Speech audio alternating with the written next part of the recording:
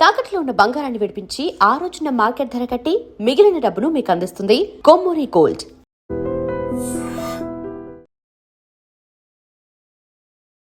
నమస్కారం, welcome to iDream media. నేను మీ సంగీత. ఒక ఇద్దరు అబ్బాయి అమ్మాయి పెళ్లి కాకుండా లివింగ్ రిలేషన్షిప్లోకి వెళ్ళినప్పుడు అమ్మాయిని వైఫ్గానే కన్సిడర్ చేయాలంటూ మద్రాసు హైకోర్టు రీసెంట్గా ఒక వ్యాఖ్యను చేయడం జరిగింది. ఒక కేసులో ఒక వ్యక్తి ఒక మహిళతో కొన్నేళ్ల పాటు జీవితం కొనసాగించి తర్వాత పెళ్లి చేసుకుంటానని మోసపూరిత మాటలు చెప్పేసి ఆవిడని వదిలేసే ప్రయత్నం చేయడంతో అతను అరెస్ట్ చేయడానికని చెప్పేసి పోలీసులు ప్రయత్నిస్తుంటే ముందస్తు బెయిల్ యాంటిసిపేటరీ బెయిల్ కోసం అని చెప్పేసి కోర్టులో పిటిషన్ వేశారు. దానిని నేపథ్యంలోనే ఒక వ్యాఖ్యను కూడా మద్రాసు హైకోర్టు జడ్జి చేయడం జరిగింది. అదేంటంటే లివింగ్ రిలేషన్షిప్ అనేది గాంధర్వ వివాహం కింద కన్సిడర్ చేయబడుతుంది.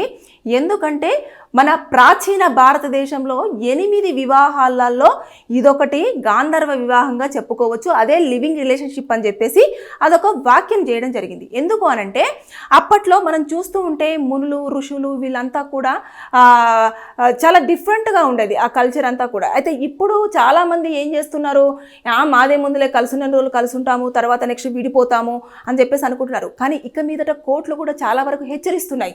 అయితే ఇది లివింగ్ రిలేషన్షిప్ని గాంధర్వ వివాహంగా పరిగణిస్తూనే మనము ఆలోచన చెయ్యాలి అని చెప్తూనే ఏదైతే కొత్త చట్టం ఏదైతే 2023 BNS ప్రకారంగా సెక్షన్ 68 కింద మహిళలకు కొన్ని చట్టాలు అదేవిధంగా హక్కులు ఉంటాయని చెప్పేసి వారి యొక్క రక్షణ ఉంటుందని చెప్పేసి కూడా ఇందులో వ్యాఖ్యానించడం జరిగింది. ఈ చట్టం అనేది దానికోసమే అప్లికేబుల్ అవుతుందని చెప్పేసి కూడా ఇందులో మెన్షన్ చేయడం జరిగింది. అంటే ఈ లెక్కను చూసేసుకుంటే ఏదైతే ఆ అబ్బాయి నాకు ముందస్తు బెయిలు అనేది ఇవ్వండి అన్న దాన్ని పిటిషన్ని కొట్టేస్తూ ఇలాంటి వ్యాఖ్యలు చేయడం అనేది చాలా వరకు ఆలోచించిపోయే చేసే విధంగానే ఉన్నాయి. ఇక మీదట ఎవరైనా లివింగ్ రిలేషన్షిప్లోకి వెళ్దాము, ఉన్నన్ని రోజులు ఉందాము, తర్వాత వెళ్ళిపోదామంటే కుదరదు. ఎందుకంటే ఆ పర్సన్ మీకు ఖచ్చితంగానే వైఫ్గా కన్సిడర్ చేయబడుతుంది. అది కూడా ప్రాచీన యుగంలో ఉన్న 8 వివాహాలలో ఒకటైన గాంధర్వ వివాహం కింద అని చెప్పేసి ఇక్కడ చట్టంలోనే కొన్ని కోర్టులు కూడా స్పష్టం చేస్తున్నాయి. కాబట్టి ఆ యొక్క కేసుని ఉదాహరణగా తీసుకొని ఈ కేసులు ఏవైతే ఉంటాయో దాన్ని మనం ఆర్గ్యుమెంట్ కూడా తీసుకురావడం జరుగుతుంది. కాబట్టి ఇక మీదట ఎవరైనా సరే జాగ్రత్తలు వహించకపోతే అనవసరంగా మీరు ఇబ్బందులలో పడే అవకాశాలు ఉంటాయి. ఇకపోతే వారి మెయింటెనెన్స్ మీరే చూసుకోవాల్సి ఉంటుంది. ఒకవేళ వాళ్ళు మీ వల్ల ప్రెగ్నెంట్ అయిపోయి ఒకవేళ బేబీ కనుక బయటకు వచ్చారనుకోండి, వాళ్ళ రెస్పాన్సిబిలిటీ మీరే తీసుకోవాల్సి ఉంటుంది.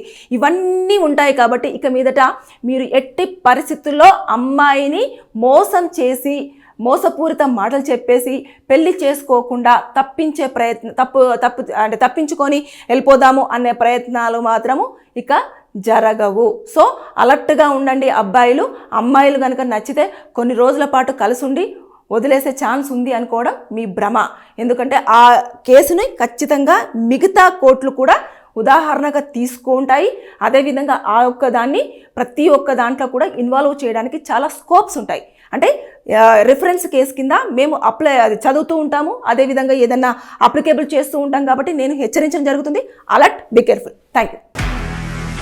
నిజంగా ప్రస్తుతం ఉన్నటువంటి సమాజం దేనికి ప్రయారిటీ ఇస్తుంది?